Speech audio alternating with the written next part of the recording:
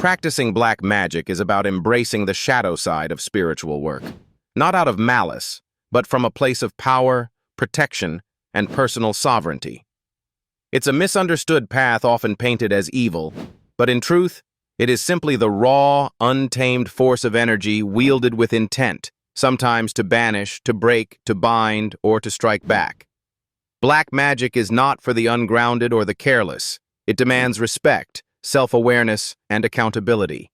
Hexes, curses, and baneful workings are tools, not toys, and when used with precision, they serve as instruments of justice, warding, or karmic redirection.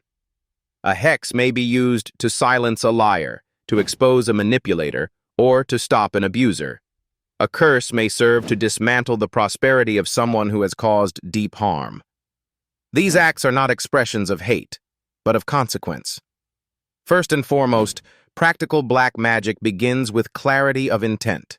You must know exactly what outcome you seek, why you're doing the working, and what you're willing to accept in return, because baneful magic is not just about sending energy outward, it has a ripple effect. Use divination, tarot, pendulums, or runes before and after a working to check your alignment and ethical readiness. Black magic is most powerful when performed at night, during the waning moon or dark moon phase, when energies are best for release, destruction, and shadow work. Tools may include black candles for absorption and banishment, rusty nails or coffin nails to seal or curse, mirrors for reflection magic, or poppets to represent the target of your spell. Herbs like wormwood, belladonna, handled with care, nettle, and nightshade hold power in baneful workings. Make your ingredients sacred. Charge them with intent, speak to them, blend them under focused trance, and store them respectfully. The words you speak matter. Write curses in powerful, rhythmic verse and speak them aloud with full conviction, calling on your ancestors, spirits, or deities of justice if your path allows.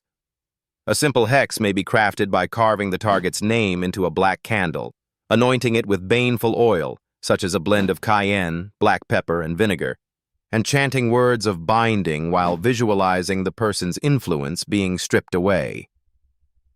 Another practical curse involves a lemon. Cut it in half, fill it with thorns, nails, or red thread, and bind it shut with black string, saying with each turn what you wish to limit or break. Bury it near their home or freeze it in your freezer to hold their malice in place. But remember, power demands balance. After any dark working, cleanse yourself spiritually. Use salt baths, smoke cleansings with rosemary or mugwort, and drink grounding teas to bring yourself back to center. Always protect yourself before a working.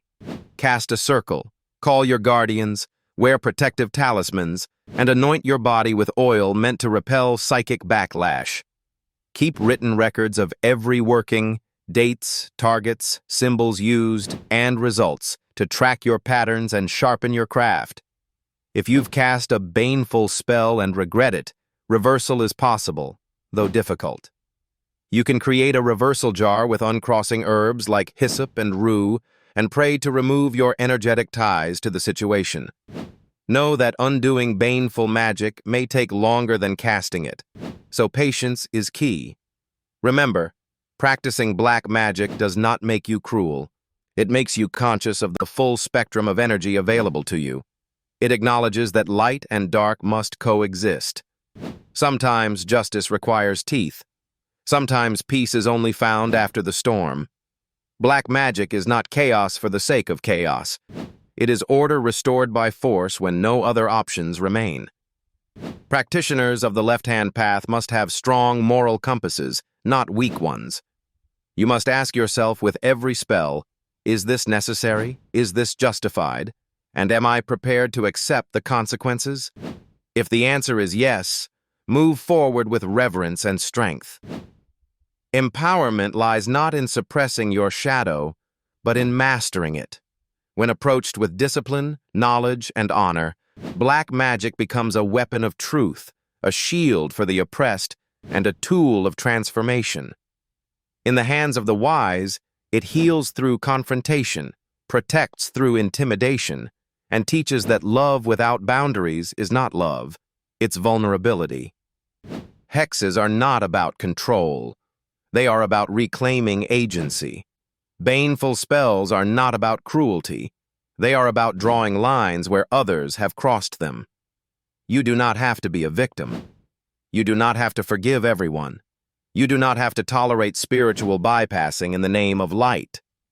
The world is full of energies both divine and destructive, and black magic simply chooses to work with the ones others fear. But with fear comes power, and with power, responsibility. So use your knowledge wisely, never casually, and always with intent as sharp as your will.